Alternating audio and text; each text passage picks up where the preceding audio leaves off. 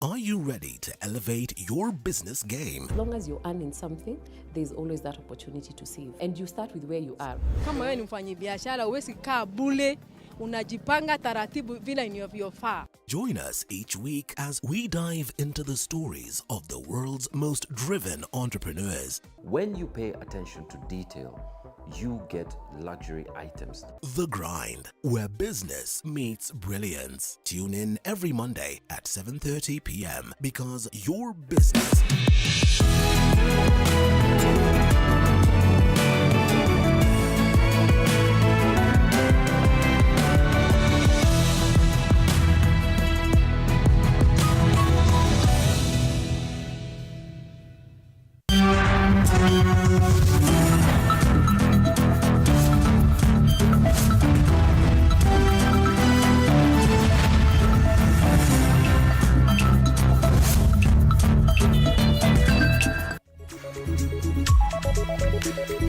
Hujambo mpenzi mtazamaji popote ulipo, karibu sana kwenye TV47 Matukio. Leo ikiwa ni siku ya Alhamisi ambapo tunaangazia masuala ya elimu, tutakuwa tunakupa mengi zaidi. Vile vile mtazamaji, usisahau kwamba siku ya leo matokeo ya Kcse mwaka 2024 yatakuwa yanatangazwa, na kwetu wananiita Joashon Sare, na moja kwa moja tutupie jicho baadhi ya taarifa ambazo tumezipa kipaumbele, na moja kwa moja ni kuhusiana na matokeo hayo ya Kcse mwaka 2024. Matokeo hayo ya kidato cha 4 ya mwaka 2024 yatatolewa leo. Tayari waziri wa elimu Julius Migos amekuwa katika ikulu kumfahamisha Rais William Ruto kuhusu matokeo hayo. Ni ripoti ambayo inawasilishwa, alafu matokeo hayo yatatangazwa katika afisi ama katika makao makuu ya baraza la mitihani hapa jijini Nairobi. Mtazamaji, taarifa hiyo tutakuwa tunakupa kwa kina zaidi kutoka maeneo yote humu nchini. Endelea kutazama. Vile vile mtazamaji, tunafuatilia mengi tu kuhusiana na taarifa kuhusiana na huduma za afya Taita Taveta, na ni kwa viongozi na wakazi wamelalamikia huduma duni za afya katika hospitali ya rufaa ya Moi mjini. Wagonjwa wanataabika kutokana na huduma duni, taarifa ambayo pia tutakuwa tunakutaarifu katika muda usiokuwa mrefu. Vile vile tutakuwa tunaangazia swala la ajira za ughaibuni. Viongozi wa makundi ya vijana katika kaunti ya Vihiga wakosoa mchakato wa kuwatafutia Wakenya ajira ughaibuni, wakidai kuwa swala hilo limekosa uwazi na hata usawa. Vile vile mtazamaji, taarifa nyingine ambayo pia tunaiangazia ni kuhusiana na siasa za hazina ya NGCDF. Wabunge wanaendelea kutetea hazina ya ustawi wa maeneo bunge NGCDF, wakisema ni tegemeo kwa wanafunzi wengi. Mwaka uliopita mahakama iliamua kuwa hazina hiyo ni haramu kwani haiko kwenye katiba. Taarifa ambayo tunazidi kuifuatilia, na pia tutakuwa tunakujuza katika taarifa zetu zijazo. Hivi sasa mtazamaji, nikupe methali ya leo.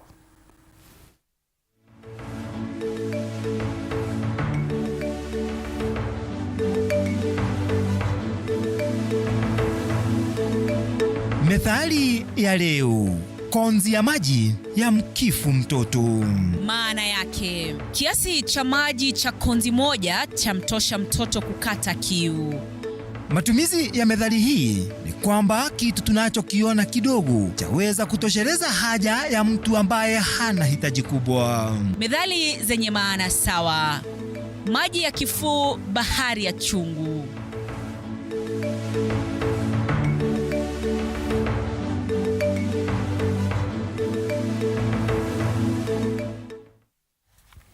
Naam mtazamaji, sasa karibu kwenye awamu ya kwanza TV47 Matukio, ni kufahamishe taarifa kwa kina, na taarifa yetu kuu siku ya leo ni kuhusiana na matokeo ya Kcse mwaka 2024, na zaidi ya watainiwa 1900 wa mwaka 2024 watapokea matokeo yao ya mtihani wa kidato cha 4 Kcse leo. Matokeo hayo yanatarajiwa kutangazwa wakati wowote kuanzia sasa.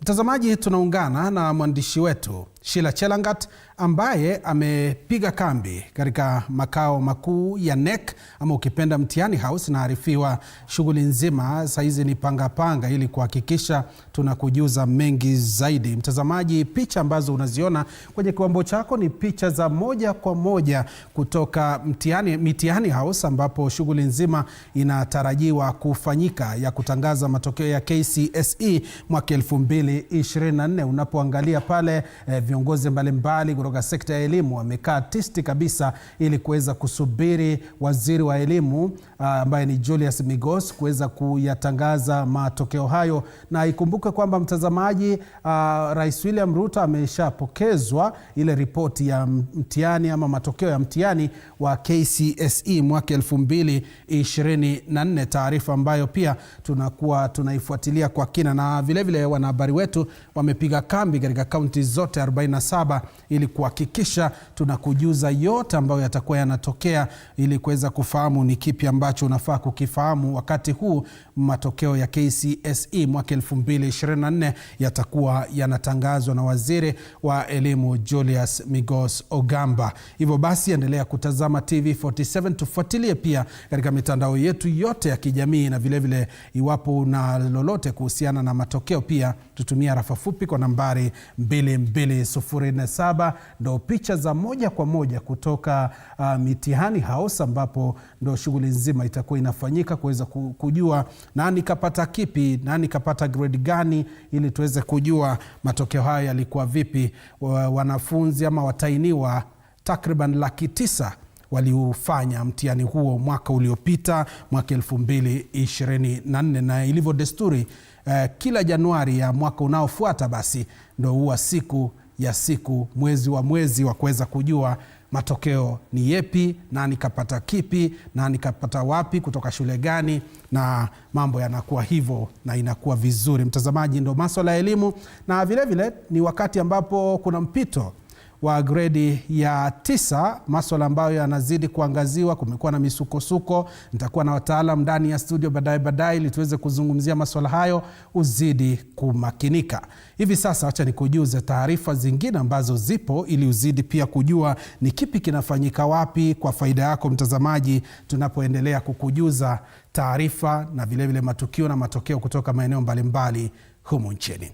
Watoto wawili, mvulana na msichana wenye umri wa miaka 4 wamefariki kwa kuteketea baada ya moto mkali kuteketeza nyumba yao katika eneo la Murinduko katika kaunti ya Kirinyaga. Wawili hao walikuwa wameachwa nyumbani na nyanyao kabla ya moto huo kuanza na kuteketeza nyumba hiyo. Juhudi za wazima moto kutoka kaunti ya Embu ziliambulia patupu, moto huo ukisababisha vifo vya watoto hao wawili.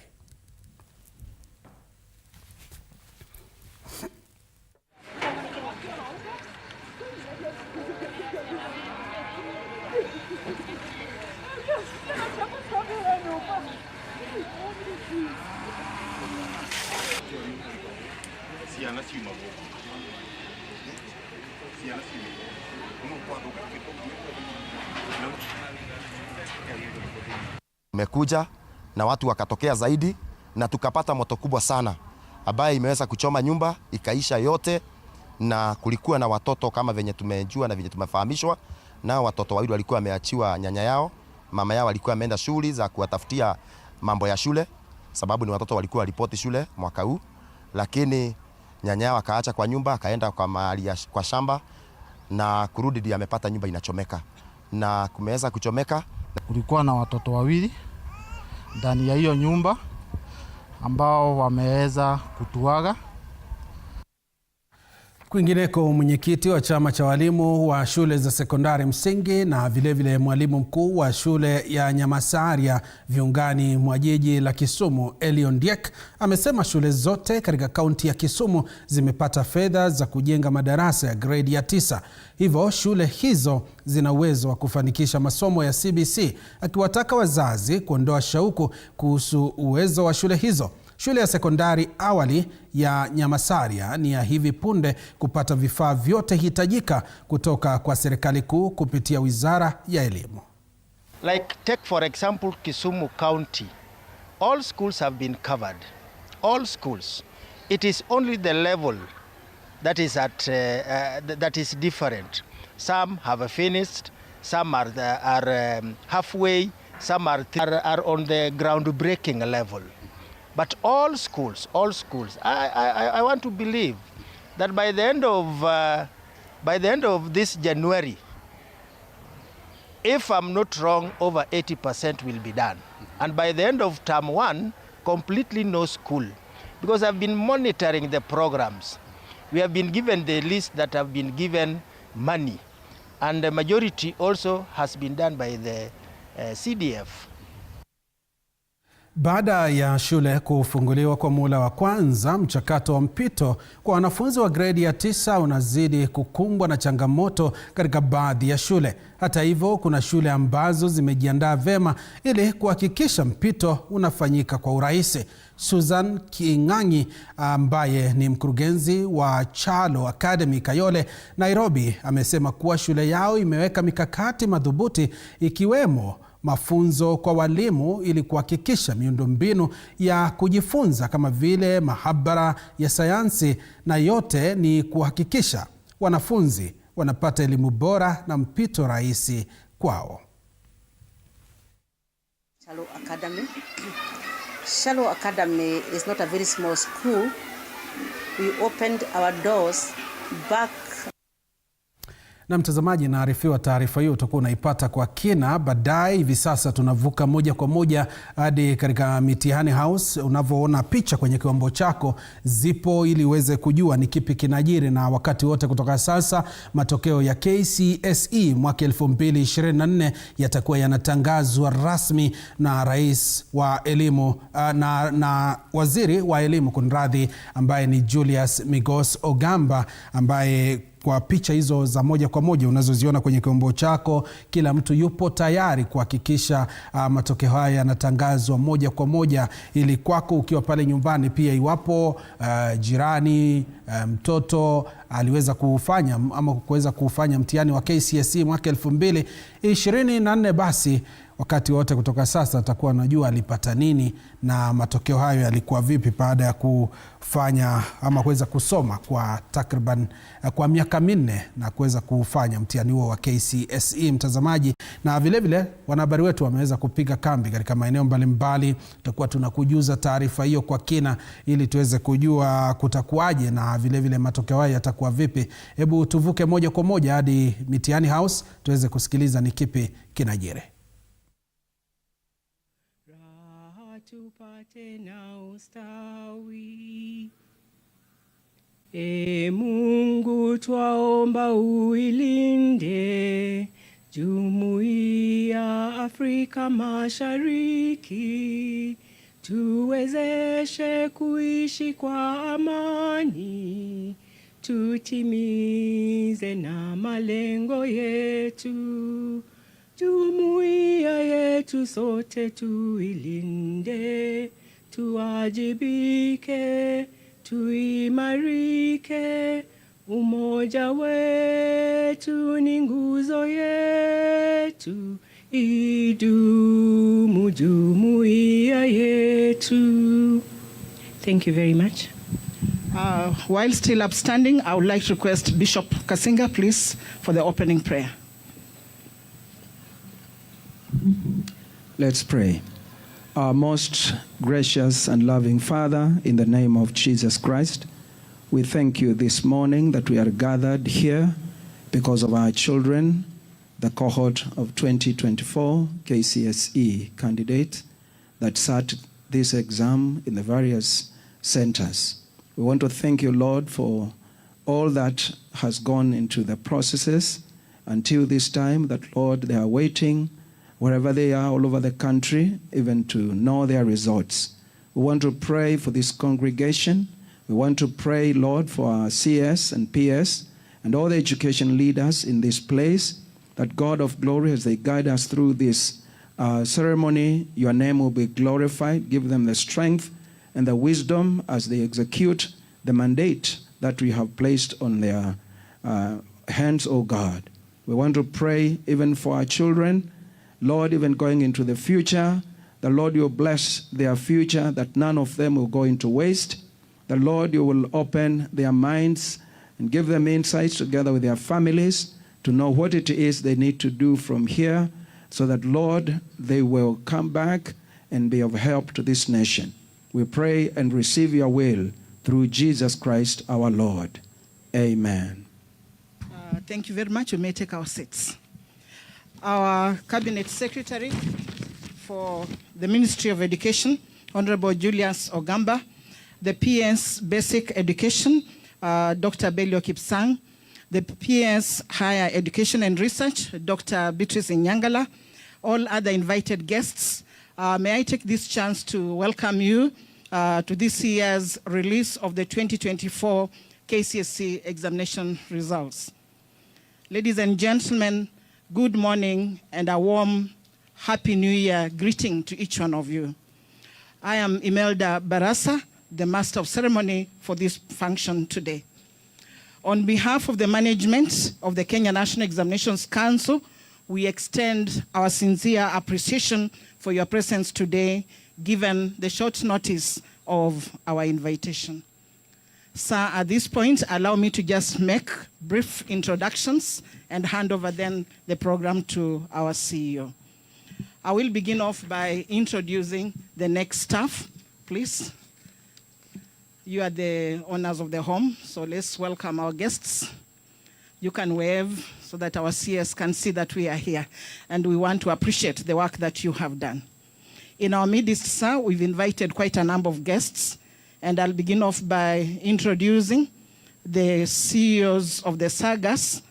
We have Mary Kiboy, the principal, Nyeri National Polytechnic. She's in our midst. Thank you. We have Mr. Mukwe from the Ministry of Interior, GAO Coordination. We also have Mr. Etiang, the Assistant Inspector General, Ministry of Interior. Thank you, sir, and welcome. We have Dr. Kirika, the Acting Regional Director of Education, Nairobi. He's in our midst. Within us, we also have Mr. Mwaniki, the Managing Director, Jomo Kenyatta Foundation. Thank you. We're moving on. We have Mr. Julius Arito, the Managing Director, Kenya Literature Bureau. With us, sir, we also have Mr. Njogu James, the Secretary General and CEO, NATCOM. We also have Ross Ete, the CEO, Kenya Private Schools Association. Sir, with us, we also have the Chairman, Kenya Private Schools Association, Mr. Charles Ochome. We have the Chairman, Kenya Secondary Schools Heads Association, Mr. Willie Kuria. Sir, with us, we also have the directors from the Ministry of Education, and I will not introduce them. I'll request that later they can be introduced. Sir, we invited quite a number of guests, and we also have Mr. Odundo, the director, Dr. Odundo, the director, Kemi. At this point, sir, I just want to welcome all of you for this function, and I know Kenyans are awaiting the release of the results. Something unique about the candidates this year is that 2024 is that this is a group that was affected by quite a number of factors, ranging from COVID. We then had the floods, and we had quite a number of natural calamities that affected them.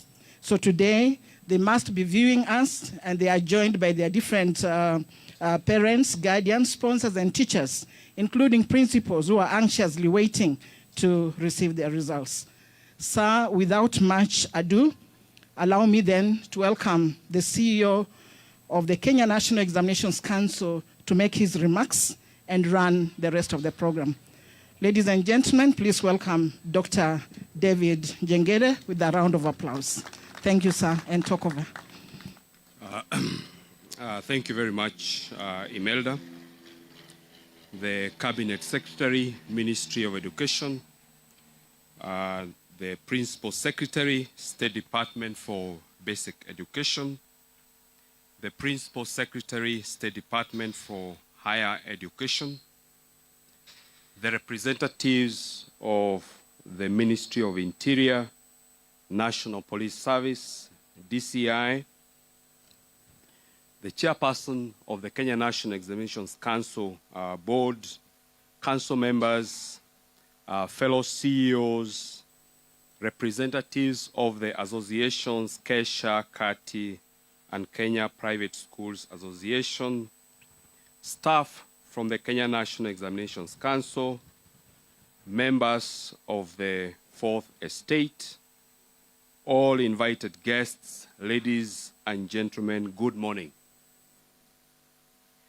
On behalf of the management of the Kenya National Examinations Council, I take this opportunity to welcome you all to this ceremony, which marks the release of the 2024 Kcse examination results. As Imelda has said, it is worth noting that the candidates whose results we are releasing today sat their KCPE examination in March 2021, being the first cohort whose examination calendar was disrupted by COVID-19. We therefore commend them for their resilience this far. A total of 512,000 candidates registered for the Kcse examination, recording an increase of 7.19%. CS, the last time we had such an increase, I think, was in 2020. I wish to commend all the center managers for the efforts they made to ensure that all candidates registered within the stipulated timeframe. Assessment of the candidates started in January of 2024 with projects for agriculture, art and design, woodwork, metalwork, building construction, and computer studies. Field administration of theory papers and practicals was successfully undertaken between Tuesday 22nd of October and Friday 22nd of November 2024. During this period, 10,754 examination centers that had registered candidates were served from 610 distribution centers across the country. Double collection of first and second session papers was successful, and this helped to eliminate the challenge of early exposure that a few centers used to engage in. So I wish to commend Kcse for having supported us in this innovation, because CS, I can confirm to you that last year and this year, we didn't have a single case of early exposure of the second session paper. This innovation also necessitated a change in the timetable to have one session administered in the morning and the second session administered in the afternoon. This allowed the candidates adequate time between the two sessions, unlike in the past, when they only had 1 hour between the two sessions. A total of 125,000 contracted professionals were engaged in the field administration process. They included officers from the Ministry of Education, Teachers Service Commission, and security officers, center managers, supervisors, invigilators, and drivers. Allow me, CS, to thank this team for dedicating their time and sacrificing, sometimes in situations that were very challenging, especially when we had rains. Thereafter, the Council engaged 30,370 examiners for the marking of the examination papers in 40 marking centers. I applaud all the examiners for their professionalism and commitment. CS, allow me to shift focus to the 2025 examination and assessment cycle. This year, NEC will administer Kcse to the third cohort of the competency-based education and the Kenya Junior Secondary Education Assessment to the first cohort that has just joined grade 9. We will also administer the Kenya Pre-Vocational Level Education Assessment to an estimated 5,306 candidates with special needs who are following the stage-based pathway of the competency-based education. In readiness for the Kenya Junior Secondary Education Assessment, NEC undertook a pilot in July 2024 by administering the assessment to learners in 235 schools sampled from all the 47 counties. The pilot findings were used to develop the assessment blueprint that will be used for this level. I wish to inform everyone that NEC has developed and uploaded sample papers for the Kenya Junior School Education Assessment, and they are available on the NEC CBA portal. These papers, CS, I wish to reiterate, they are free because we know that there are enterprising Kenyans who will attempt to download them and start selling to schools. These papers are free. NEC will also be sending an online questionnaire to the candidates of the Kenya Junior School Education Assessment through their schools to elicit feedback on their interests and personality, which will form part of the crucial information that the Ministry of Education will use to guide in their placement in senior schools in 2026. NEC will commence registration of the 2025 Kcse candidates on the 27th of January 2025, while registration of Kenya Junior School Education Assessment and Kcse will start on 17th of February. I wish to appeal to all center managers to ensure that all candidates are registered accurately. CS, this is one area that we usually have a very big challenge, the capture of candidates' registration details. Parents, too, need to take it as their responsibility to coordinate with the schools so that every candidate is registered and their details are accurate, especially the spelling of their names and the order of their names and the subjects that they will be registering for. Further, I wish to remind the public that the last Kcse examination will be administered in 2027. And therefore, we wish to invite any person who wishes to do a repeat, either partial or full, of the examination to take advantage of the remaining 3 chances.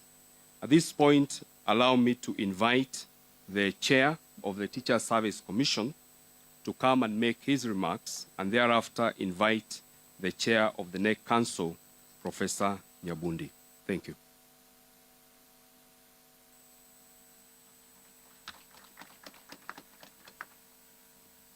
Thank you.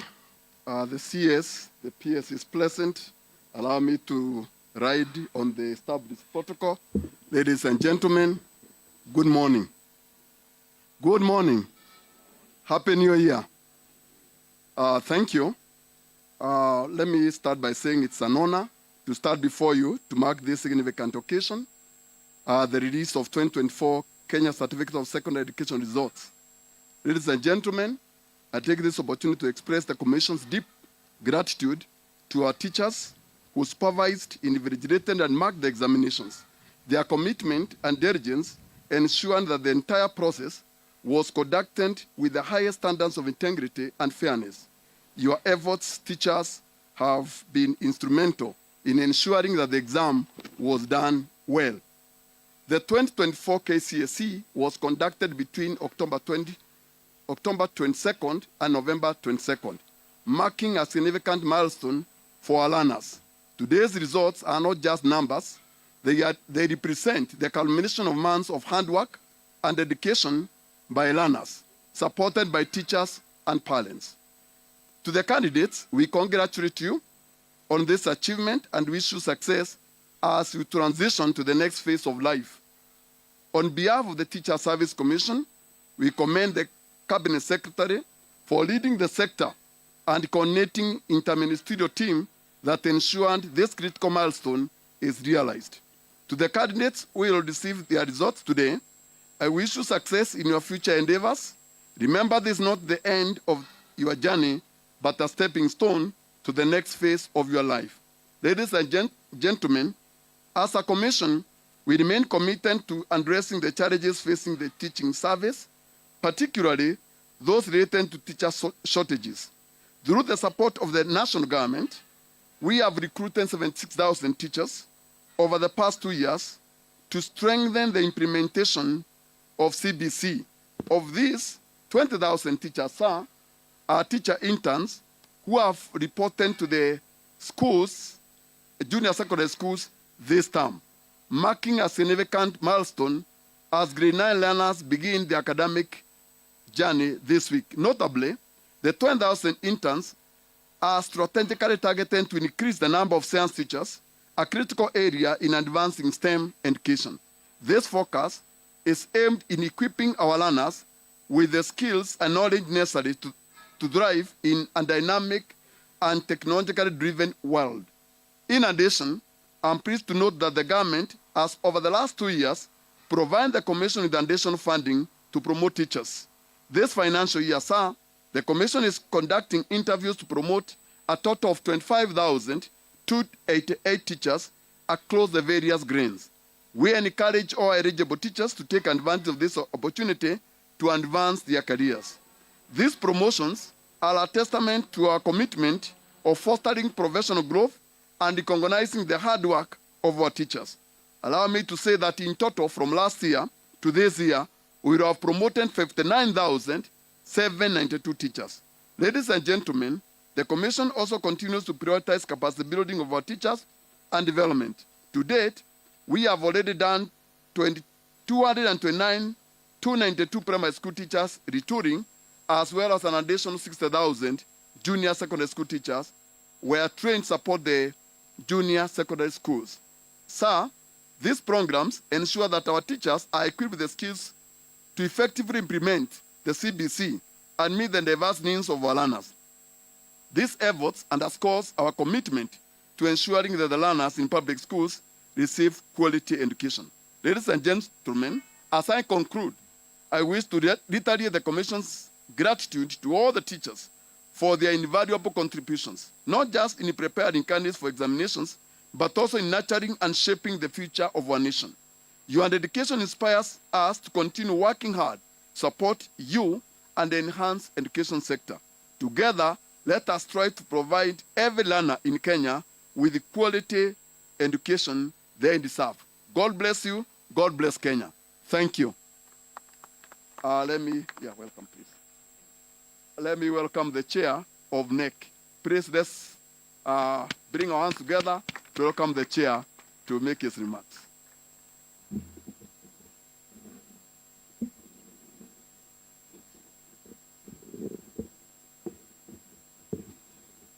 Good morning, everybody. The Cabinet Secretary, Minister of Education, Mr. Julius Mingos Ogamba, the Principal Secretary, State Department of Basic Education, Dr. Belio Kipsang, the Principal Secretary, State Department of Higher Education and Research, Dr. Beatrice Uganda Nyangala,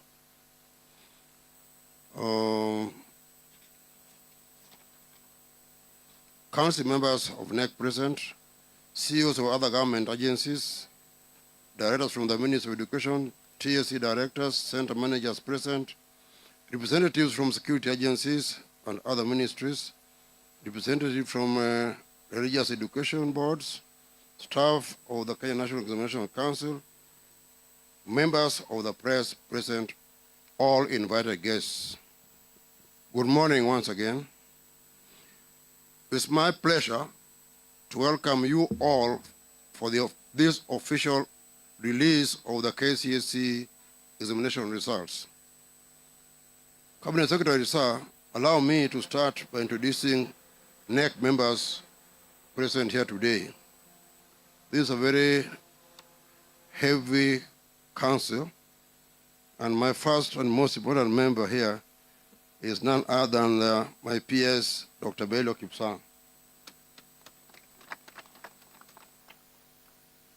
Next member present is Director of KCD, Professor Charles Ongondo. Then I have Director of Quality Assurance and Standards from the Ministry, Madam Evelyn Owoko. I have a representative from National Treasury who is not here now. Where is he? Mr. Peter Njoroge. We also have, in absentia, the TSC CEO, Dr. Nancy Machari, represented here today. And we also appreciate the presence of TSC Chairman. Ladies and gentlemen, the Kenya National Examination Council is mandated to conduct school and tertiary assessments and examinations and certify learners on their achievements. The Council is committed to upholding the credibility of national examinations.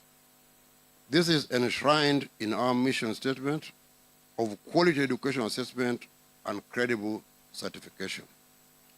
I wish to thank the government of Kenya for providing NEC with resources through the Ministry of Education that enable us to successfully administer national examinations.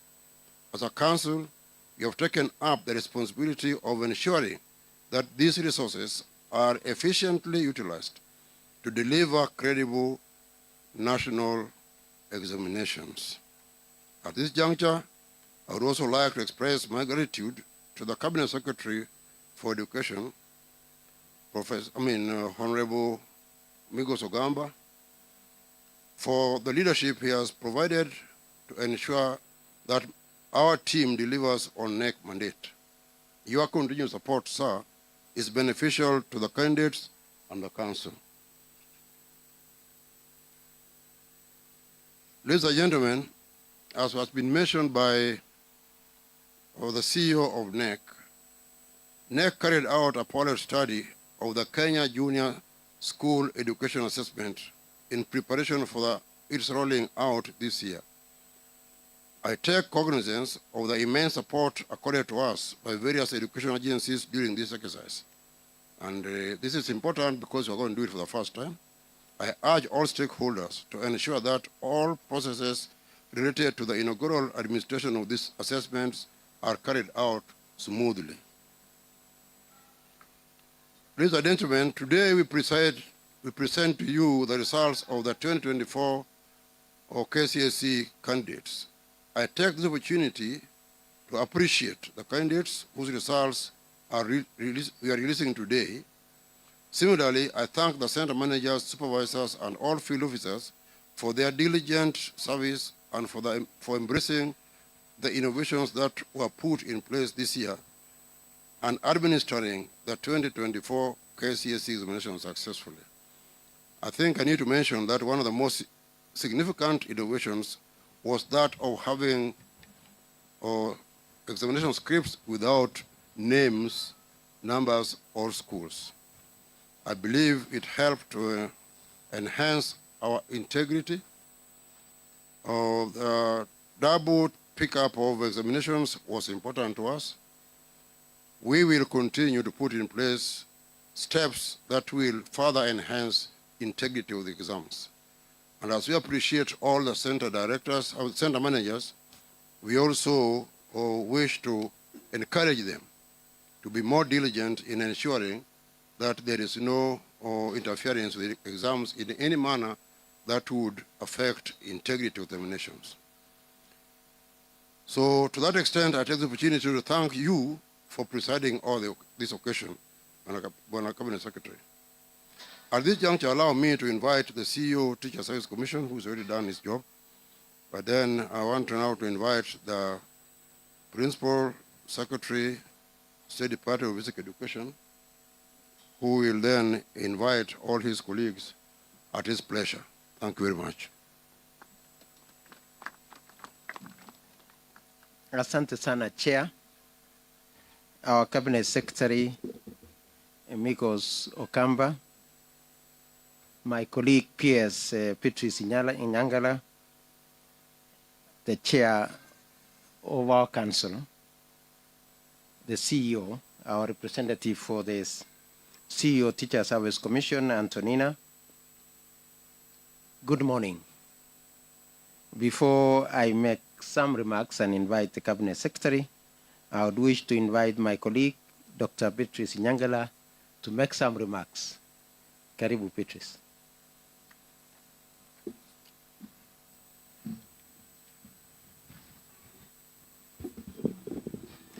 Our Cabinet Secretary for Education, Honorable Julius Migos Ogamba, my colleague PS, Dr. Belio Kipsang, the Chairperson of the Kenya National Examination Council, Professor Julius Nyabudi, the Chairperson of the Teacher Service Commission, Dr. Jamlek Muturi, the CEO of NEC, Dr. David Jangere, NEC Council members, senior officers from NEC, the Ministry, and the Teacher Service Commission, members of the Fourth Estate, distinguished guests, ladies and gentlemen, good morning. It is my pleasure to reflect on the significance of this moment, and I invite all of us not just to think about the results, but to think about the skills that collectively our lecturers, our teachers and mentors have helped to mold our students. The communication, the collaboration, critical thinking and creativity, because these are the skills that are going to define who they become in life. And most importantly, it is our responsibility to think about the hidden curriculum, that which is not examined. How are we, as members of the public, affecting our students to mold their character? That said, I'm very excited to welcome the candidates who have managed to sit for these exams to the next level of education, whether they choose to go to the colleges, to the TVETs, or the universities. We are ready and prepared to help them realize their full potential so that they can make a great contribution in shaping our country. I thank you all.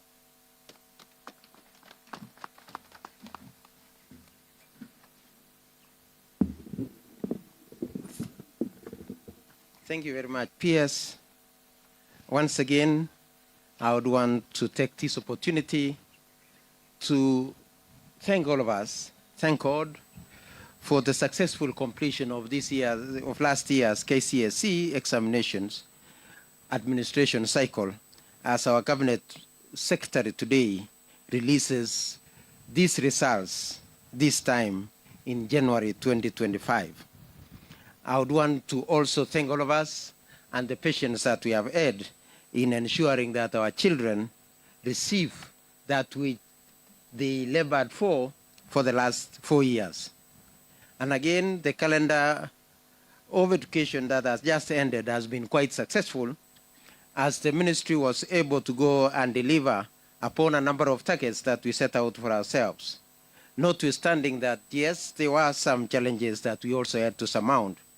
And some of the deliverables that we were able to deliver on in this particular year were among them the construction of the junior school classrooms. And at this juncture, I want to thank our heads of institution, our head teachers in our junior school for ensuring that the resources that we placed on them, they were able to optimize on it, and that we were able to therefore achieve our objective of ensuring that our children had classrooms.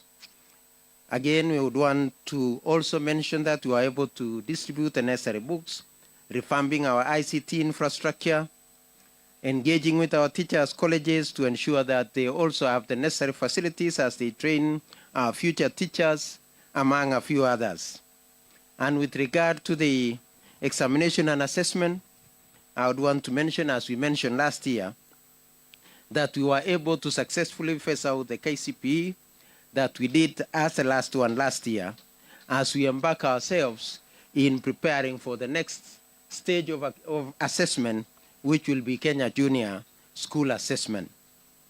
I would also want to affirm that the State Department for Basic Education is committed to delivering in line with global and national goals, that which we have been set out to do.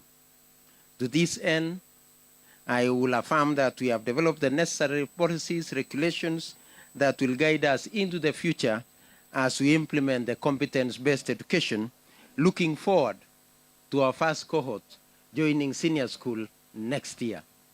And also to affirm that now 3 of the levels have attained the full cycles. The PP1, that is the ECD, have already achieved the full cycle in PP1 and PP2. Our primary schools have achieved the full cycle from grade 1 to grade 6. The junior school has now also achieved the full cycle of grade 7, 8, and 9.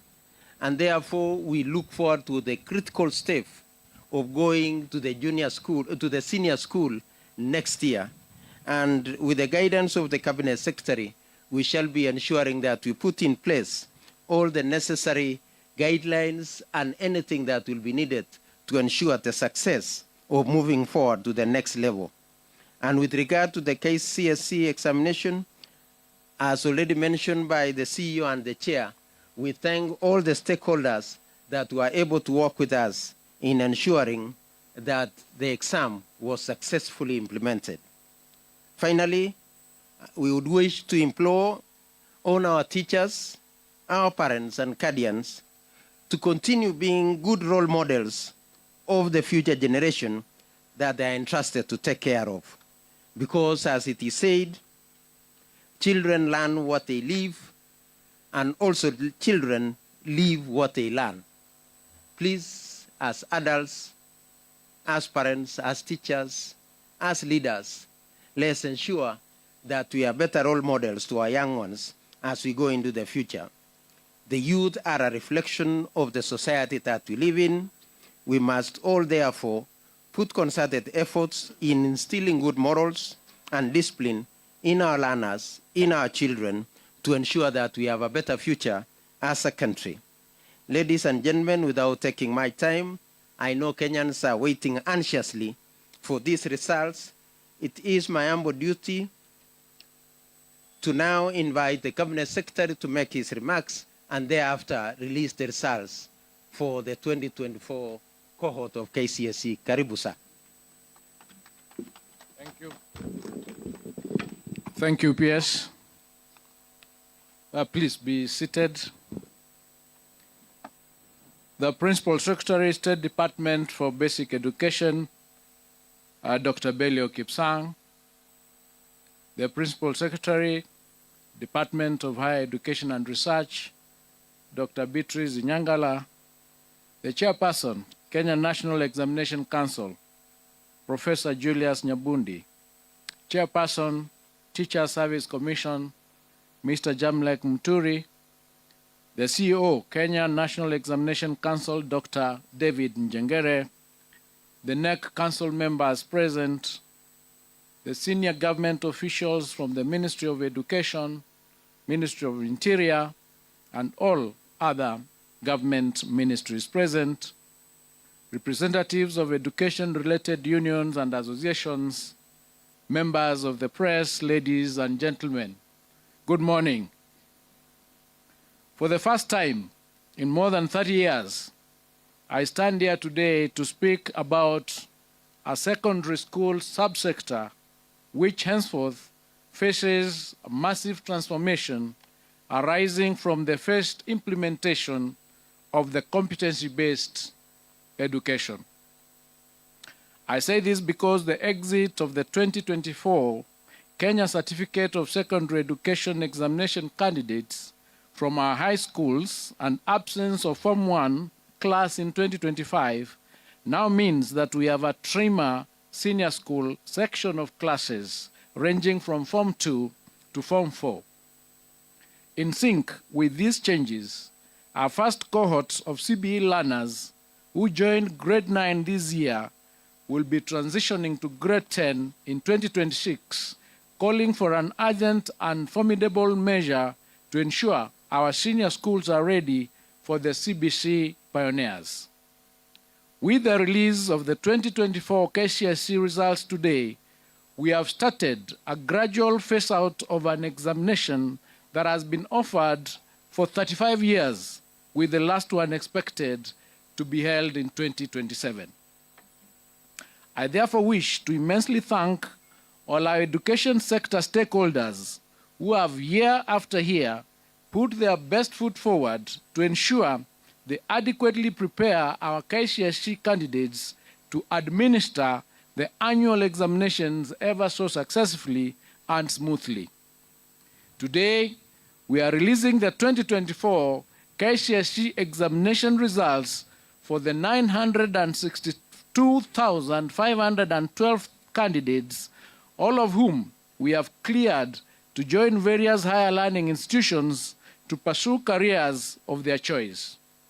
For in our education system, we have created space for all our Kcse graduates, irrespective of their grades, in line with our government mantra of leaving no one behind. With immense gratitude, I register my appreciation to His Excellency the President, Dr. William Ruto, for entrusting and fully supporting our team to implement critical reforms in the education sector. Given that the education sector impacts each household at an individual level, I have promised to meticulously lead the sector in the rollout of the reforms proposed under the Presidential Working Party on Education Reform with precision and success. I take this opportunity to thank all the sector players from the Ministry of Education, the Ministry of Interior and National Administration, the Ministry of ICT, the Teacher Service Commission, and all other MDAs for their concerted efforts during the administration period of the 2024 Kcse examination. Further, I wish to thank all center managers, supervisors, and invigilators who participated in the conduct of the 2024 Kcse examination, and especially for upholding the integrity of our education system. Before I delve into the 2024 Kcse examination, pardon me to touch on a few other issues affecting the education sector. The start of the 2025 academic calendar year on Monday, January 6, 2025, marked an incredible watershed in our sustained implementation of CBC. As a government, I am proud to announce that we surmounted the expected challenges in efforts to place all the 2024 grade 8 learners in classrooms at grade 9.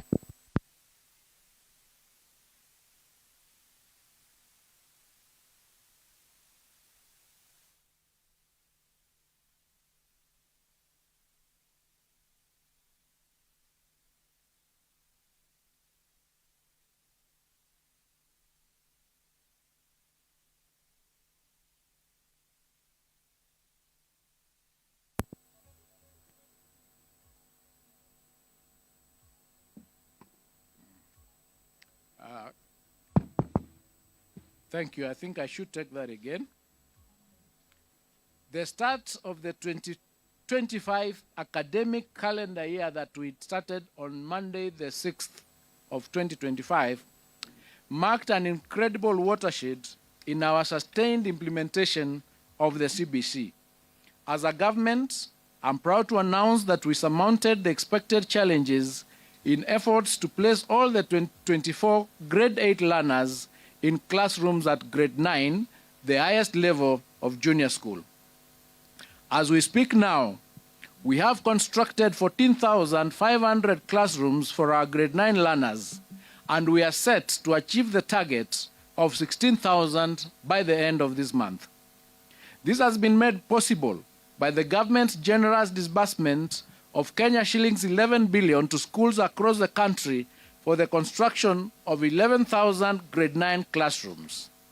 A further 6.8 billion was allocated to the National Government Constituency Development Bank Fund, being 3.4 billion from the Ministry of Education and 3.4 billion in matching funds from CDF for 6,800 classrooms.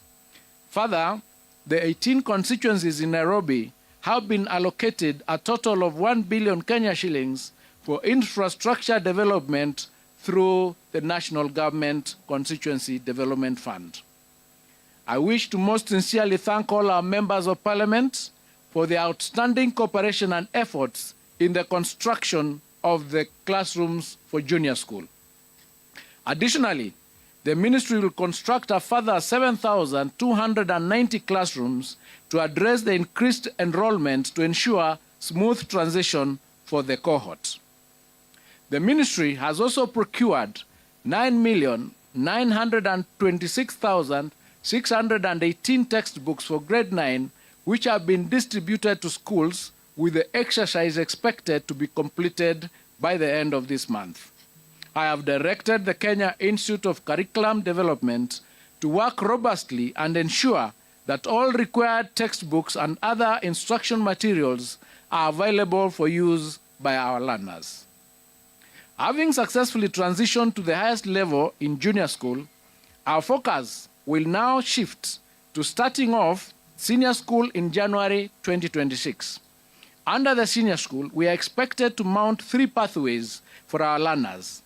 These are the STEM pathway, the social sciences pathway, and the arts and sports pathway. As part of our preparations, we have already worked on guidelines for the transition and placement of learners to grade 10. To ensure that all key players have taken part in the formulation of the guidelines, we will be subjecting the draft documents to a stakeholder validation exercise from February 2025. The Ministry of Education has noted with great concern a disturbing situation where some senior schools are returning to the banned practice of charging levies. I wish to put it on record that the government will not condone the practice and will take stern action against school administrators who are found to be levying extra charges on parents. I must emphasize that the fees charged in our secondary schools remain the same as was the case in 2024. As promised last week, the Ministry of Education is liaising with the National Treasury to ensure that 48 billion Kenya shillings capitation grants for our primary, junior and secondary schools levels for Term 1, 2025 are disbursed using the data captured under our National Education Management Information System. I wish to state that the government has kept enhancing measures aimed at ensuring high levels of efficiency and effectiveness in the administration of national examinations. Starting this year and following extensive stakeholder consultations, I wish to announce that Kenya National Examination Council will introduce a mid-year series of the Kcse examination to be administered in July every year. The examination will target candidates wishing to repeat the Kcse examination and those who may have missed sitting in examinations due to sickness or other unexpected hardships. Adult candidates may also consider registering for the July series examination from this year. As part of aligning our examination process with best global assessment practices, the ministry is working on integrating the use of orbit readers and phase out Braille machines in the administration of the Kcse examination to candidates with visual impairments. I now wish to provide an overview of the performance of the 2024 Kcse examination cohort. During the 2024 Kcse examination, a total of 962,512 candidates sat the examination compared to 899,453 candidates in 2023.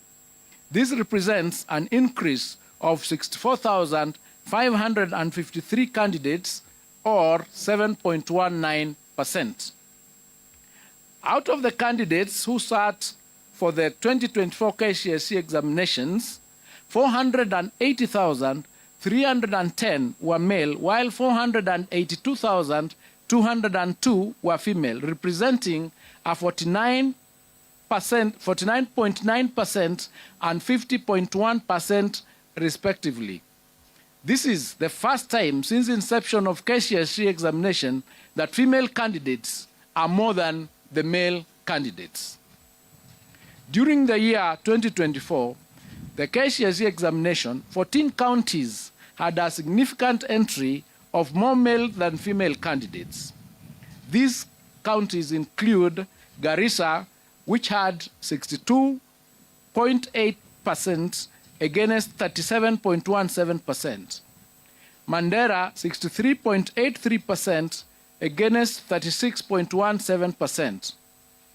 Wajir had 60.27% against 39.73%. Turkana had 59.64% against 40.36%. Samburu had 53.41% against 46.59%. Narok had 52.77% against 47.23%. Homa Bay had 52.81% against 47.19%. West Pokot had 53.52% against 46.48%. Mombasa had 51.31% against 48.83%. Migori had 51.02% against 48.98%. Embu had 51.09% against 48.91%. Kcse had 51.03% against 48.97%. Nyamira had 51.39% against 48.61%, and Baringo had 51.67% against 48.69%. On the other hand, 14 counties had significant entry more female than male candidates as follows. Vihiga had 55.15% against 44.85%. Elgeyo Marakwet had 53.76% against 46.24%. Kirinyaga had 51.46% against 48.54%.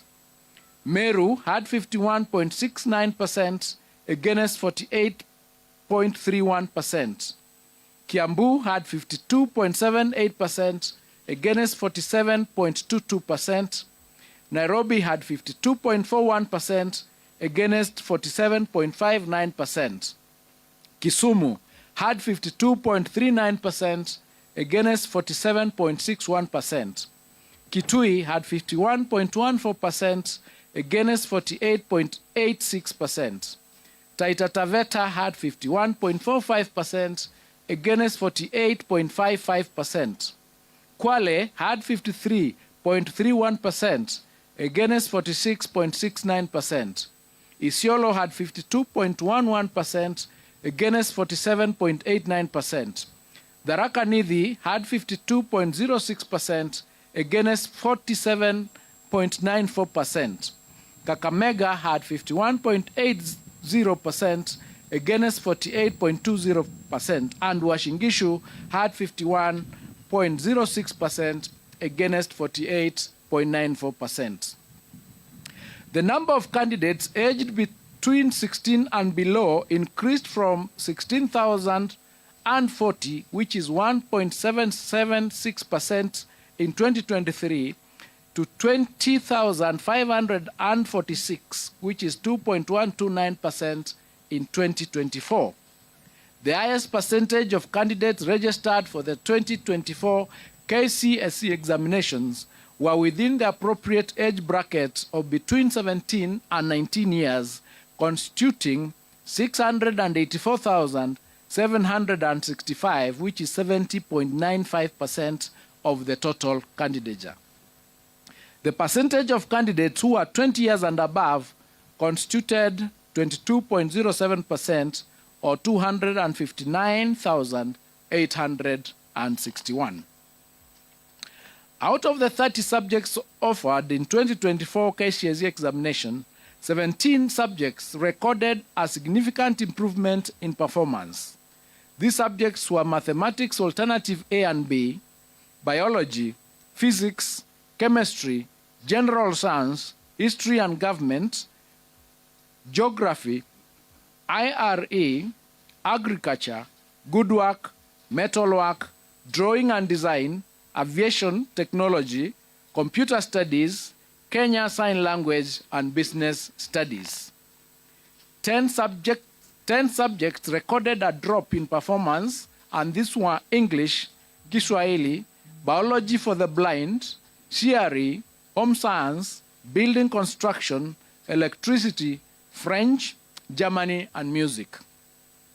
Female candidates recorded better mean score performance than male candidates in the following 7 subjects: English 101, Kiswahili 102, Kenya Sign Language 504, French 501, Home Science 441, CRE 313, and Art and Design 442. Male candidates, on the other hand, recorded a better mean score performance than female candidates in 23 subjects, and these are mathematics alternative A and B, biology and biology for the blind, physics, chemistry, general science, history and government, geography, IRE, woodwork, metalwork, building and construction, power mechanics, electricity, drawing and design, aviation technology, agriculture, computer studies, German, Arabic, music, and business studies. As it was in 2023 Kcse examination, the 2024 Kcse examination results have been graded using the reviewed grading system, in which the overall grade at Kcse examination has considered mathematics the best performed language among 3, that is English, Kiswahili, Kenyan Sign Language, and the best performed 5 subjects. There were 1,693 or 0.18% candidates who obtained an overall grade A in the year 2024 Kcse examination, compared to 1,216 or 0.14% candidates in 2023. The number of candidates with direct university entry qualifications of grade C+ and above was 246,391, translated to 25.53% in the year 2024, compared to 201,133, which is 22.27% in the year 2023. And this is attributed to the improved or new grading system. The number of candidates with grade C-, which is TVET diploma and above, was 476,889, translated to 49.41% in the year 2024 Kcse examination, compared to 401,216, which is translated to 44.42% in 2023. The number of candidates attaining a pass grade, which is grade D+ and above, was 605,774, which is 62.76% in the year 2024 Kcse examination, compared to 526,222, which is 58.27% in 2023. To enhance the credibility of the examination process, for the first time, candidates' examination question papers was personalized and anonymized. This helps to improve objectivity during marking and holding candidates personally responsible for any irregularities. There were 840 candidates who were involved in examination irregularities in 2024, and their examination results have been cancelled. The Council is empowered in law as provided in the Kenya National Examination Council Handling of Examination Irregularities Rules of 2015, Legal Notice number 132 of 2015, Rule number 8, to withhold the results of any candidate or examination center suspected of having been involved in an examination irregularity or malpractice pending completion of investigations. To this end, the results of 2,829 candidates suspected to have involved in the examination irregularities have been withheld pending completion of investigations that should be completed within a period of 30 days from the official release of examination results, which is today. It is unfortunate that a few contracted professionals and teachers are still insistent on ruining the future of our learners by subjecting them to examination malpractices. 91 contracted professionals were reported to have been involved in aiding examination malpractices. Firm disciplinary action will be taken against such teachers. Individual 2024 Kcse candidate examination results will be accessed online through a secure link on the NEC website or directly through the following website: https://results.nec.ac.ke. Candidates will be required to enter the candidate's index number and any one of the names as per the registration data for the 2024 examination results. The results will be available immediately after the end of this function. Any candidate with difficulties in accessing individual results is advised to call NEC toll-free number 080-0724-900 or 080-0721-410. It is now my humble duty and privilege to declare the 2024 Kcse examination results officially released. I wish all the candidates success in their future endeavors, and I wish all of you a happy new year 2025. Thank you and God bless you.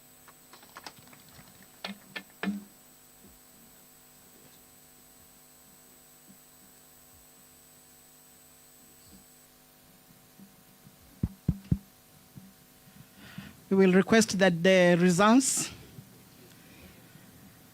are officially now handed over by the CEO to the chairman, Professor Nyabudi. Then the chairman will then hand over to the PS. And of course, you can see the PS higher, handing over also and ready to receive to the CS. Can we put our hands together to appreciate that gesture? Thank you very much. And now we are ready to transition the learners to their next phase of life.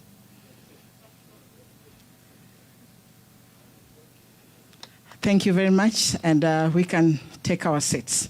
As we take our seats, allow me, sir, to invite Mr. Ahmed Mtanga to come and give us the closing prayer, and thereafter, then we shall proceed for the tree planting by our chief guest after the prayer. Mr. Mtanga. Thank you very much, Master of Ceremonies. We may stand.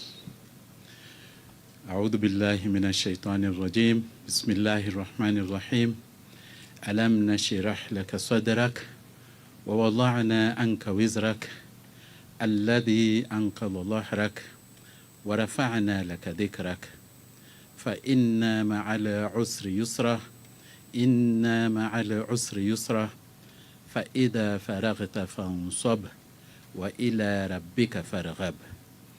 Ya Allah, we recognize your presence in this meeting, and we thank you for the meeting and the way it has proceeded. We thank you for the leadership that you have bestowed on us, and we thank you, Ya Allah, for the blessings that you gave us and the responsibility you gave us to bestow our energies and our efforts on the path towards giving our young children their future. Ya Allah, we ask you especially to grant every family that had a candidate joy and celebration today, and grant them the wisdom to remember you as they thank you for the sacrifices that they have made. Ya Allah, we especially thank you, especially for our cabinet secretary, the permanent secretaries, our chairman and our CEO, and all the people who are involved in processing these examination results. It was a tedious affair, Ya Allah, and you know the sacrifices people made, and you have specifically said in the Quran, Inna ma'ala usri yusra, verily after every hardship there is ease. And therefore we know that today as we celebrate, it is a day for us to feel the ease.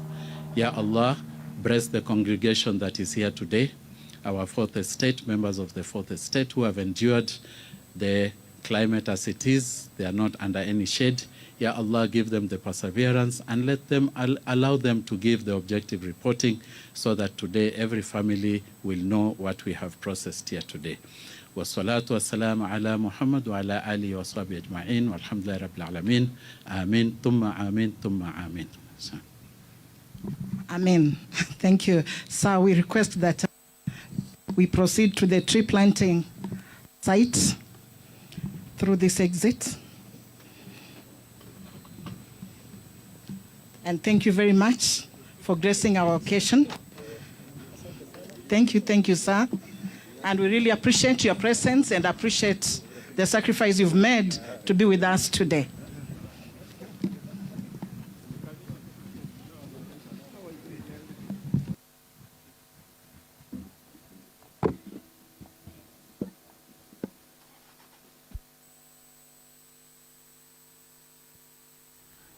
Mtazamaji, ndo shughuli nzima ya kutangazwa kwa matokeo ya Kcse mwaka 2024 na ni rasmi. Waziri wa elimu Julius Migos ametangaza matokeo hayo, na hivi sasa wanafunzi ambao wameweza kupata alama ya C+ ama C chanya kwenda juu ambao watajiunga na vyuo vikuu ni wanafunzi 246,391 ambao wameweza kupata C+ ili kuweza C+ and above ili kuweza kujiunga na vyuo vikuu kuendeleza masomo yao. Vile vile mtazamaji, wanafunzi 840 matokeo yao yameweza kufutiliwa mbali kutokana na visa vya udanganyifu, taarifa ambayo pia tumekuwa tukifuatilia na wanahabari wetu wanaendelea kufuatilia matokeo ya Kcse mwaka 2024. Tutakuwa tunakujuza mengi kutoka kaunti mbalimbali ili uzidi kumakinika na kujua ni kipi ambacho kimejiri, ni shule gani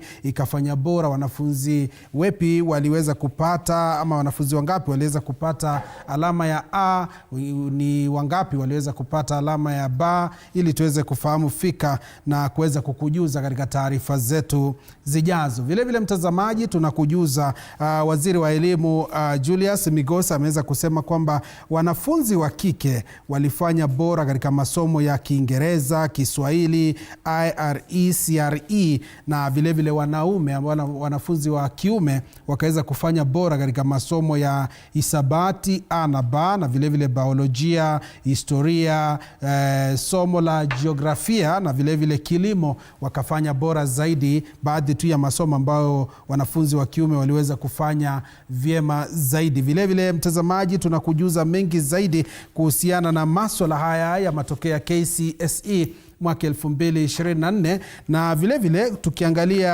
waziri wa elimu amesema kwamba kaunti 14 zimeweza kusajili ama zilisajili wanafunzi wa kiume wengi zaidi ikilinganishwa na wale wa kike, na baadhi ya kaunti hizo ni kaunti ya Garissa, Mandera, Wajir, Turkana, kaunti ya Kisii, kaunti ya Nyamira, Baringo, Narok, Pokot Magharibi na Mombasa. Ndo kaunti ambazo ziliweza kusajili watainiwa wengi zaidi katika mtihani wa Kcse mwaka 2024. Na vile vile kuna kaunti ambazo ziliweza kusajili watainiwa wengi wa kike ikilinganishwa na wa kiume, na kaunti hizo ni pamoja na Vihiga, Elgeyo Marakwet, Kirinyaga, Meru, Kiambu, Nairobi, Kisumu, Kitui, Taita Taveta, Kakamega, miongoni mwa zingine. Ni baadhi tu ya kaunti ambazo na kusomea mtazamaji ili uzidi kumakinika. Na vile vile Waziri wa Elimu Julius Migos amesema kwamba wanafunzi ambao walikuwa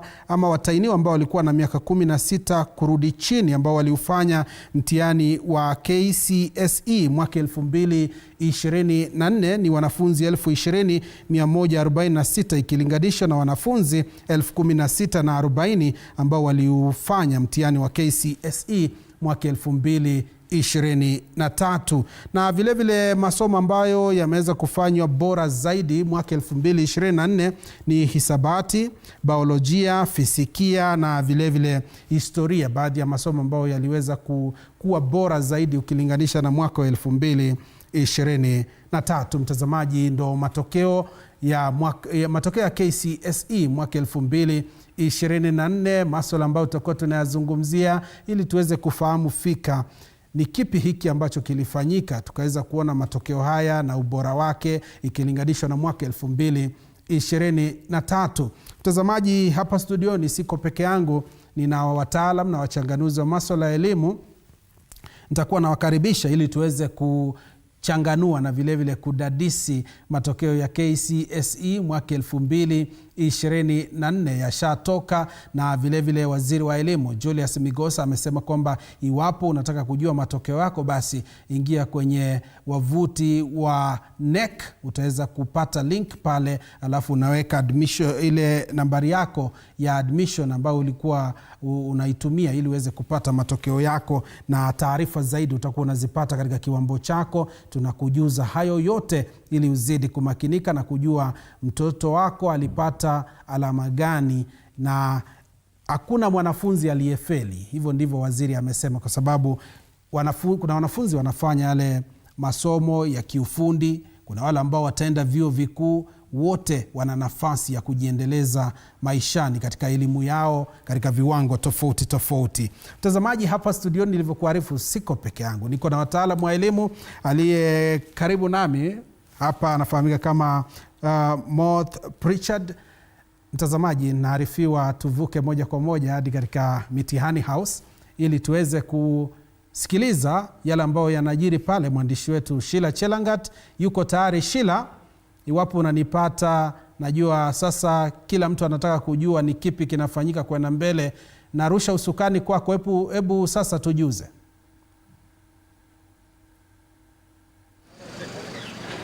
Naam, asante sana mwenzangu Joash Onsare, tukikukujia moja kwa moja kutoka kwenye jumba la mitihani hapa South C, ambapo hivi punde tu matokeo ya KCSE mwaka 2024 imeweza kutangazwa na waziri wa elimu Daktari Julius Ogamba, ambaye ametaja kwamba katika mtihani huu wa mwaka wa 2024 wanafunzi 1693 wameweza kupata alama grade ya A, ambayo ni ongezeko kutoka kwa idadi ambayo iliweza kupata grade hiyo ya alama ya A mwaka uliopita.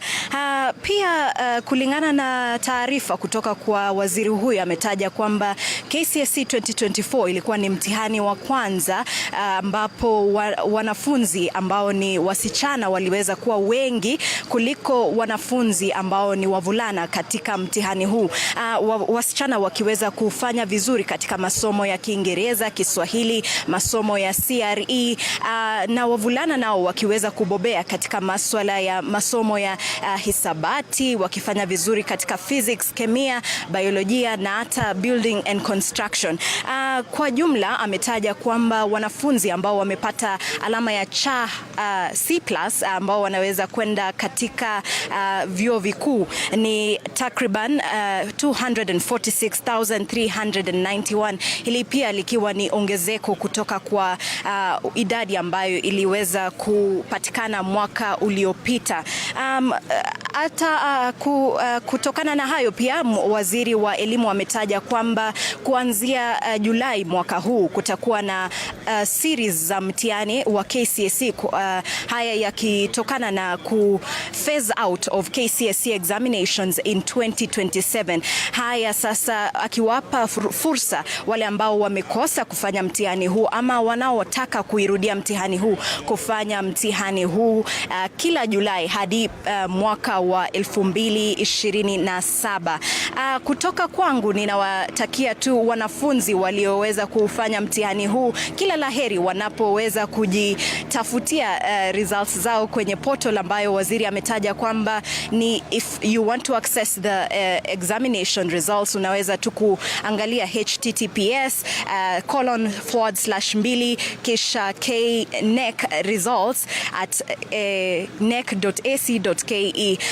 Hili likiwa limetajwa iwapo kuna mwanafunzi ambaye anataka kujua alipata nini katika mtihani huu wa 2024. Kutoka kwangu sina mengi, labda kwako studio Joash Onsare. Shukran sana Sheila Chelanga, tukitujia mubashara kutoka Mitihani House ambapo ama eneo ambalo matokeo ya Kcse mwaka 2024 yametangazwa na waziri wa elimu Julius Migos Ogamba ili kuweza wale wanafunzi ambao waliufanya mtihani huo wa Kcse mwaka uliopita kuweza kujua walipata nini na kwenda mbele watakuwa wanafanya kipi katika kuendeleza elimu yao. Vile vile mtazamaji, ni kujuze sasa wale ambao walipata alama ya A Kenya nzima ni wanafunzi 1693 ambao walipata alama ya A. AC ambayo ukipenda ni A-, wanafunzi ambao waliweza kupata alama hiyo ni wanafunzi 9436. Waliopata B+ ni wanafunzi 28586, na vile vile ndo hali halisi wale ambao waliweza kupata alama ya B plain ni wanafunzi 71706, na vile vile tuangalie wale ambao walipata alama ya C plain ni wanafunzi 358108 ambao walipata C plain. Vile vile mtazamaji, tuangazie waliopata C- ni wanafunzi 476889. Waliopata D+ ni wanafunzi 605774, na waliopata alama ya E ni wanafunzi wangapi? Wanafunzi 48333. Mtazamaji, na kujuza tu taarifa ambazo zinazidi kuchipuka hapa ili uweze kumakinika na kujua nani kapata kipi na alipata alama gani. Ndo hali halisi, na hizo ndizo idadi ya wale wanafunzi ambao waliweza kupata alama hizo. Mtazamaji, tunazidi kukujuza matokeo na vile vile matukio mbalimbali kutoka maeneo mbalimbali humu nchini, na nilivyokuarifu siko peke yangu studioni, niko na wageni ambao wamejiunga nasi ili tuweze kudadavua na kuchanganua matokeo ya Kcse mwaka 2024, tuweze kufahamu fika kipi kikafanyika, matokeo yakawa vile, na tukilinganisha na mwaka 2023 mwaka huu matokeo yamekuwa vipi. Hivyo basi hapa studioni kwanza kabisa niko naye Moth Pritchard ambaye ni mtaalam wa masuala ya elimu. Karibu sana Moth Pritchard. Shukran. Ningependa kusalimia watazamaji wetu. Ndio. Habari za mwaka mpya za mwaka 2025. Ni fursa nyingine iliyo sawa tuje hapa tujadiliane kwa pamoja kuhusu masuala ya elimu katika jamhuri yetu ya Kenya. Bila shaka. Kabla sijatamatisha hivi, ningependa tena kuwatakia kila laheri hao ambao wamefuzu katika mtihani wao, wajitie moyo na tutazidi kunong'onezana kwa pamoja angalau tupate kujua ilivyo. Shukrani. Asante sana. Vile vile mtazamaji, niko naye Peter Amunga ambaye pia ni mtaalamu wa elimu. Bwana Peter, karibu sana katika studio zetu. Na mnashukuru, hongera mbeleko kwa wale wote ambao watapata matokeo yao leo. Na hata kwa wazazi kufikisha mtoto katika kidato cha 4 si kazi rahisi, ni kazi ngumu. Wale ambao wamefika hapo tayari tu kufika hapo tu, hongera. Naam, shukran sana Bwana Peter Amunga, Moth Pritchard. Naam. Naelewa fika tuko kwenye kipindi ama kwenye mchakato mzima wa mpito wa elimu. Naam. Tunamaliza masuala ya 844, tunaingia kwa CBC. Naam. Na hivi sasa tunaona matokeo ya Kcse mwaka 2024 yameshatangazwa. Naam. Kwa mtazamo wako, hali iko vipi? Matokeo yako vipi? Shukran sana Bwana Joash na mwanajopo mwenzangu Bwana Munga kwa kujiunga nasi siku ya leo. Matokeo tumeyapata na jinsi ambavyo mwenzangu alivyonena hapo awali. Ndio. Kuhitimu tu hadi utimie katika kidato cha 4. Ndio. Kwangu hiyo ni mwanafunzi pamoja na washikadau wote katika sekta ya elimu wamepiga ile hatua iliyo sawa. Ndio. Ingawa idadi waliopata alama ya E inakaa ni kana kwamba tukilinganisha na mwaka uliopita haijaachana sana kwa umbali. Manake ukiangazia mfumo wa 844, wakati mwanafunzi anapohitimu, baada ya kuhitimu unapoenda kutafuta nafasi kujiendeleza kimasomo, vile vile katika nafasi za ajira, mara nyingi watu huwa wana jaribu kuuliza. Ndiyo. Na wanajaribu kutathmini uwezo wa mwanafunzi ama mtu mzima kulingana na ile alama ambaye ulifuzu kutoka katika kidato cha 4. Lakini kwa hayo yote tumepata kuona wakati waziri alipokuwa akitangaza matokeo haya. Ndiyo. Ya kwamba kuna idadi ya wanafunzi haswa wa kike ambao wamefuzu katika masomo kama Kiingereza, Kiswahili. Ndiyo. Na vile vile masomo ya kidini. Na wavulana wamebobea katika fizikia, hisabati na vile vile kemia. Ndiyo. Hapo kwangu kama mchanganuzi wa elimu naona kuna changamoto kiasi, manake katika mwaka huu inafaa ya kuwa tupigii debe sana ya kwamba wanafunzi wa kiume wamebobea katika masomo ya kisayansi vile. Manake uwe ni mtoto wa kike, wa kiume, wote wako sawa.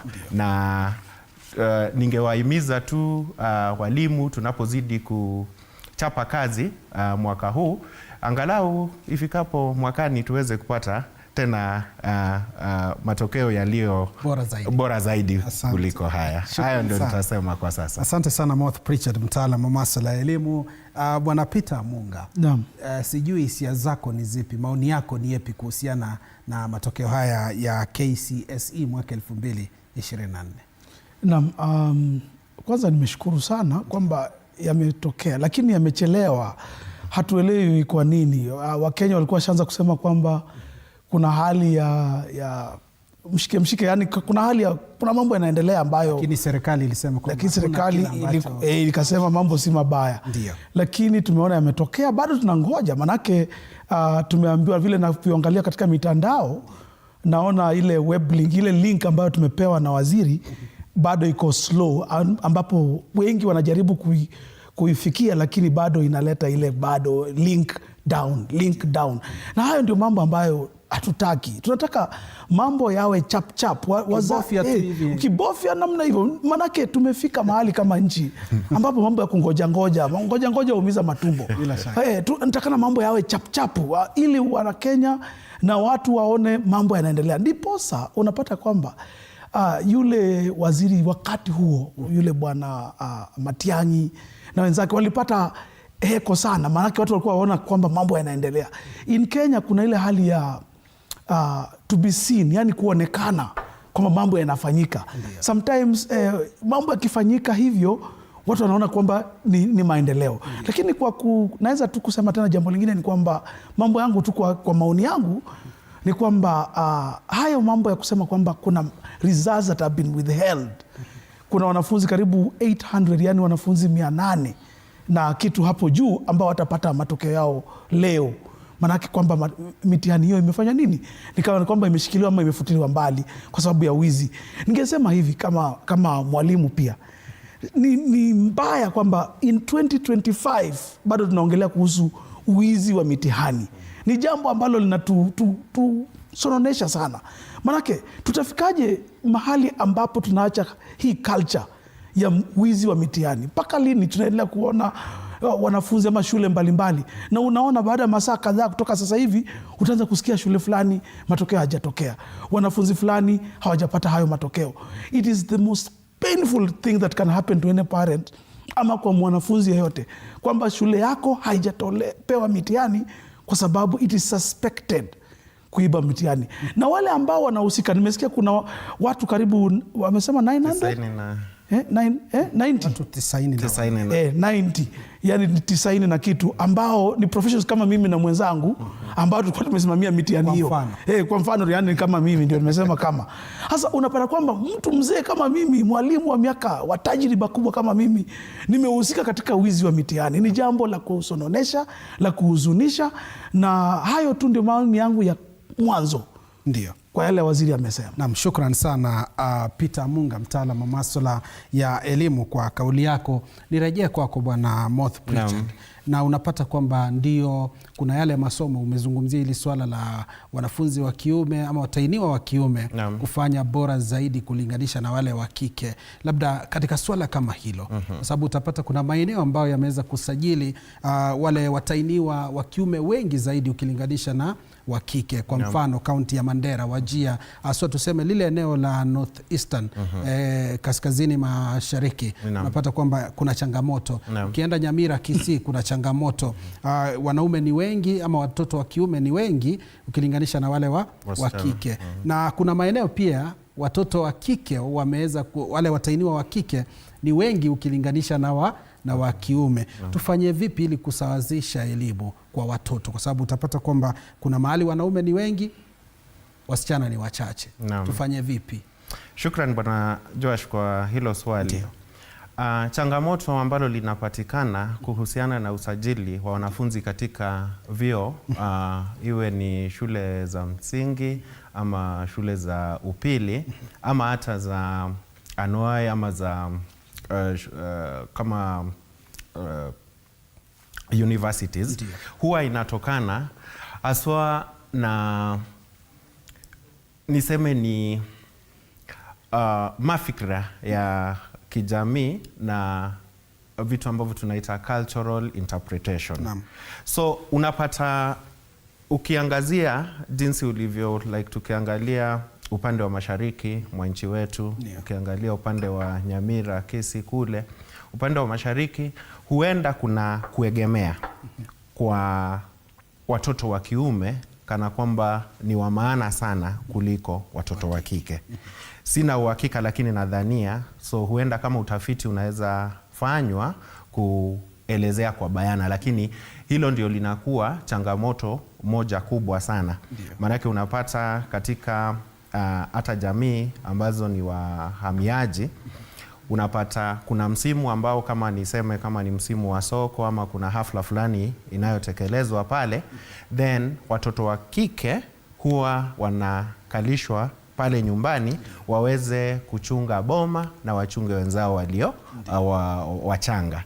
Na wale wa kiume huwa wanapewa kipaumbele angalau waweze kuendeleza mambo ya masomo. So ndio nijibu swali lako, ni lipi ambalo tunaweza fanya ama ni yapi ambalo tunaweza tekeleza angalau tuweze kusawazisha mambo ya elimu katika nchi yetu, ili tuwe na takriban idadi iliyo sawa kati ya watoto wa kiume na wa kike. Jambo la kwanza ni tufanye uhamasisho katika vijiji, kuelezea jamii, wazazi na kila mtu yule ambaye anahusika pamoja na washikadau ya kwamba kila mwanafunzi ama kila mtoto yule ambaye amezaliwa pale aweze kupewa fursa ya kujiendeleza kielimu pasi na mapendeleo yoyote kuhusu jinsia yake. Manake ukipata kuna sehemu ambayo idadi kubwa ya waliosajiliwa ni wa kike, inamaanisha kuwa wale wa kiume kuna vile wametelekezwa kidogo na mila zetu. Na vile vile katika zile sehemu ambazo unapata wanafunzi wa kike wamenyimwa fursa ama idadi yao kulingana na usajili unaelezea kwamba ni wachache, basi kuna kuegemea kwa upande wa wavulana vile vile. Sasa uhamasisho na kushirikisha washikadau wote kutoka kwenye chifu na hao wote wakiendelea. Asante. Na mshukran sana Moth Pritchard. Mtazamaji, tunaendelea kudadavua masuala haya ya matokeo ya mtihani wa KCSE mwaka 2024, na kama ndo mwanzo unajiunga nasi, waziri wa elimu waziri wa elimu ambaye ni Julius Migos ameweza kuyatangaza matokeo hayo muda mchache uliopita, na kwa faida yako ni kujuze wanafunzi ambao walipata alama ya A katika mtihani wa KCSE mwaka 2024. Waliopata alama ya A jumla ni wanafunzi 1693. Waliopata alama ya AC ama ukipenda A- ni wanafunzi ama watainiwa 7743. B+ watainiwa 19150 walipata alama hiyo. Vile vile waliopata B plain ama alama ya B ni watainiwa 43120. B- watainiwa 75347. C+ ni wanafunzi ama watainiwa 99338, na wale ambao walipata alama ya C+ kupanda hadi A ni watainiwa 246391, na hawa ni wale wanafunzi ambao wako na uwezo sasa wa kuendeleza masomo yao katika vyuo vikuu.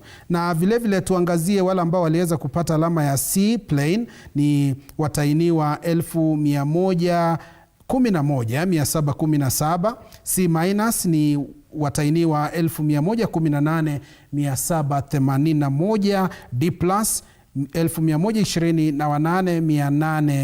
128885. Waliopata D- ni 151487, na waliopata E ni watainiwa 48333. Matokeo ambayo yameweza kutangazwa na waziri wa elimu Julius Migos Ogamba. Na hapa studioni tunaendelea na udadavuzi, na vile vile mtazamaji, tutakuwa tunaelekea mashinani kuungana na wanahabari wetu ambao wanazidi kufuatilia shughuli nzima ya matokeo hayo ya KCSE mwaka 2024 katika shule mbalimbali, ili tuweze kufahamu fika ni shule gani kaibuka kidedea katika eneo lipi, ili tukujuze zaidi tunapoendelea kujadili swala hili la matokeo ya KCSE mwaka 2024. Peter Munga, naam, tumeweza kuona mambo mengi yakifanyika wakati wa mitihani. Unapata kwamba kuna wale wazazi ambao hawakutarajia watoto wao wangepata alama fulani. Na unapata kwamba wale watainiwa ambao walifanya huo mtihani wameweza kupata msongo wa mawazo.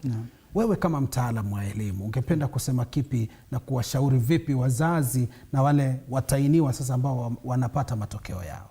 Naam, swali nzuri sana, manake wanafunzi wengi na hata wazazi na hata walimu kama sisi, unapata kwamba tunakuwa na ile stress kwamba mitihani imetoka na pengine shule zetu hazijafanya vizuri, ama wanafunzi wetu ama mtoto wako kama mzazi hajapata ile alama ulitarajia. Au mwanafunzi mwenyewe aone tu kwamba hapa nimefeli. Lakini ukweli wa mambo ni vile tu yule waziri amesema pale, katika mitihani hii hatuwezi ongea kuhusu kufeli. Wanafunzi wako na talanta mbalimbali. Ndio sababu uliuliza hilo swali tulipokuwa tukianza pale. Tuko katika wakati wa transition katika elimu ambapo tunatoka katika ule mfumo wa mitihani kama hii ambayo imetangazwa leo, tunaenda sasa katika mifumo ya competence based skills, yani umilisi ya kujua vile ya kutumia akili zako, mikono zako na mambo mengine tu, kwamba kila mtu anazaliwa na talanta tofauti. Kupita mtihani ama kupata alama A ama kutopata alama A sio ndio jambo ambalo litakufanikisha maishani. Wewe kama mwanafunzi, ile umepata basi ridhika nayo. Na ukiona kwamba pengine unataka kujaribu tena, nimeona waziri ametangaza pale kuna series of repeating, kuna ile hali ambapo kutakuwa na mitihani huko Julai nimesikia akitangaza mwenyewe, kama mtu angependa, umeona pengine unataka kufanya tena, there is always a second chance in life. Mwaka 2027 mpaka mwaka 2027. Kwa hivyo mtu asifike mahali asongwe na mawazo afikirie kwamba huu ndio mwisho wa maisha. Kama mzazi, kama mwalimu, kama mwanafunzi, mtihani inapotoka namna hii, kwanza kubali, accept yourself. Na kama kuna jambo ambalo unaona kwamba haliridhishi, kuna njia nyingi sana ambazo unaweza jaribu kuuliza, je, kumeendaje hapa? Kama ni somo fulani ambalo pengine ulitarajia alama nzuri na pengine hujapata hiyo alama. Nimeona nyingi sana wanafunzi ama shule mbalimbali, they appeal. Sijui kwa Kiswahili tunahitaji neno appeal, lakini unaenda pale unaulizia kwamba upate remarking, ambapo ile papers they can be remarked. Lakini kwa wengi, mimi kama mwalimu wa miaka mingi, ile jambo ninge advise mwanafunzi na hata walimu wenzangu na wazazi kwa mfano, ni kwamba matokeo yanapotokea, kwanza kubali yametokea. Alafu pitia zile alama ambazo umepitia. Ona ni where are your strengths? Mahali gani unaona kwamba umepata there must be a subject. Lazima kuna jambo ambalo utaona kwamba ulifanya vizuri kuliko yale masomo mengine. Hapo sasa you build on your strengths. Yani unajenga katika zile alama uliona ama masomo uliona ulipata alama nzuri. Lakini jambo lingine kabisa na ambalo la muhimu kabisa ni kwamba usife moyo.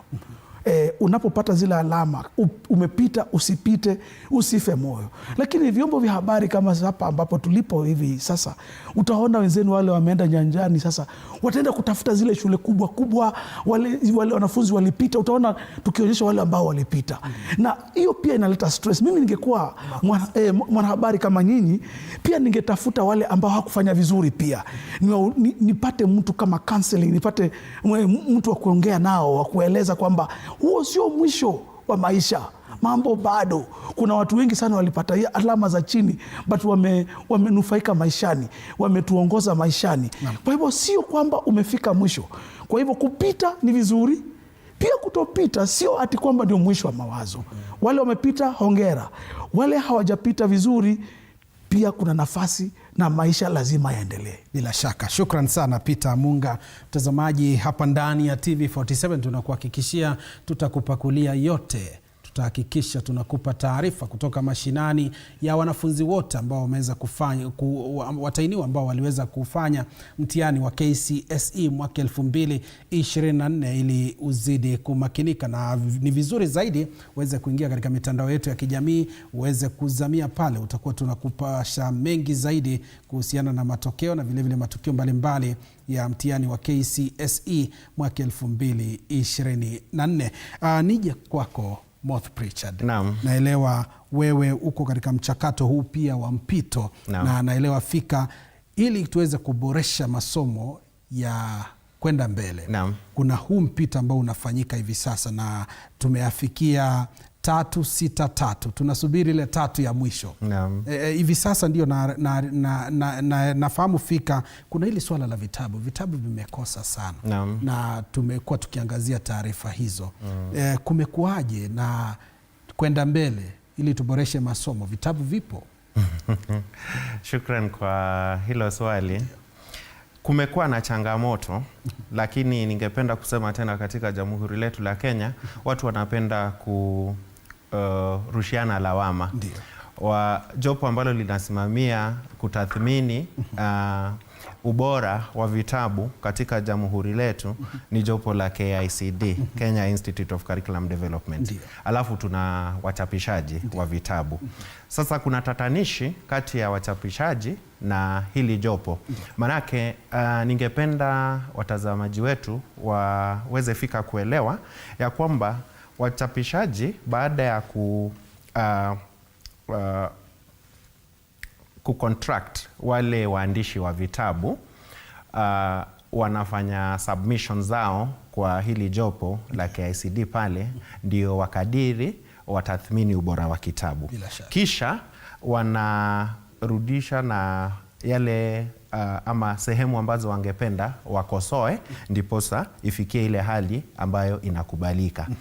Sasa wakati mwingine kuna mvurutano, manake kwa habari zile ambazo zimekuwa, unaona shirika hili linasema hao walishamalizana nayo, wakawaelekeza wachapishaji waweze kukosoa yale makosa walioyaweka pale, ndiposa waendelea na kuchapisha vile vitabu. Kisha katika shule za umma za kimsingi na za sekondari vile vile, serikali huwa lina jukumu la kununua vile vitabu vilivyoidhinishwa na hili shirika. Sasa kabla ya hivi vitabu kuchapishwa, lazima tupate idhini. Na kwa vyombo vya habari tumetazama hivi karibuni likisemekana ya kuwa kuna baadhi ya vitabu ambavyo havipo, kuna upungufu ya idadi, na kuna vingine ambavyo wanatarajia vitakuwa tayari ifikiapo mwisho wa mwezi huu, na mengine yatakuwa tayari mwezi wa pili wa Februari. Hili ni changamoto kubwa kwa wanafunzi, ingawa waziri niliona kwenye nakala fulani akisema ya kwamba walimu waweze kutumia nakala za awali ambazo hazikuwa kabla ya integration kuziweka pamoja. So ukiangalia the curriculum design ambazo zinakuwa kama mwongozo kwa waandishi wa vitabu, kuna baadhi ama sehemu za masomo pale ambayo yatakuwa yamebadilika. So kwangu mimi naona ni kama serikali yetu hapo wamefeli, na ningependa tu kila mtu ajukumike na akubali ya kwamba manake designs ilitolewa mwaka uliopita kitu kama Februari.